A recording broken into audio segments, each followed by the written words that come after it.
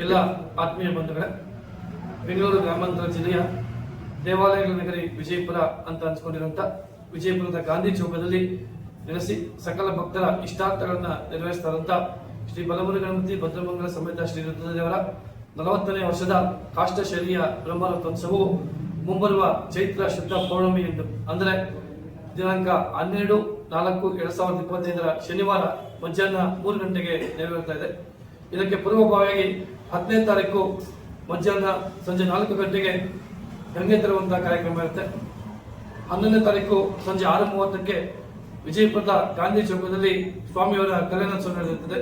ಈ ಬಾರಿ ವಿಶೇಷವಾಗಿ ಗಾಂಧಿ ಚೌಕದಲ್ಲಿ ರುದ್ರದೇವರು, ಶ್ರೀ ನಗರೇಶ್ವರ ಸ್ವಾಮಿ ಹಾಗೂ ಶ್ರೀ ಆದಿನಾರಾಯಣ ಸ್ವಾಮಿ ಈ 3 ದೇವರುಗಳ ಕಲ್ಯಾಣೋತ್ಸವ ಸಾಮೂಹಿಕವಾಗಿ ನೆರವೇರಿದೆ.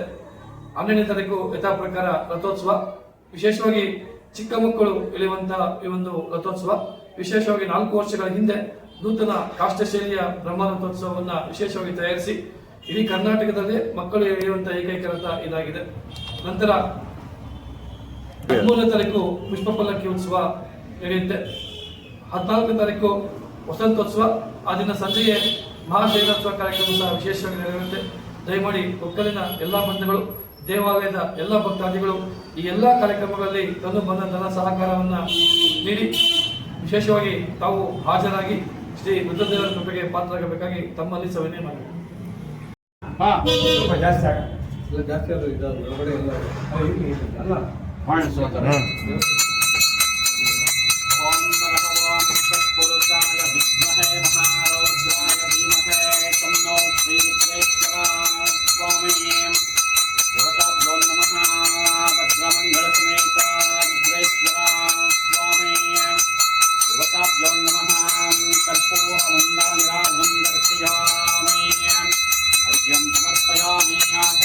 समर्पयामि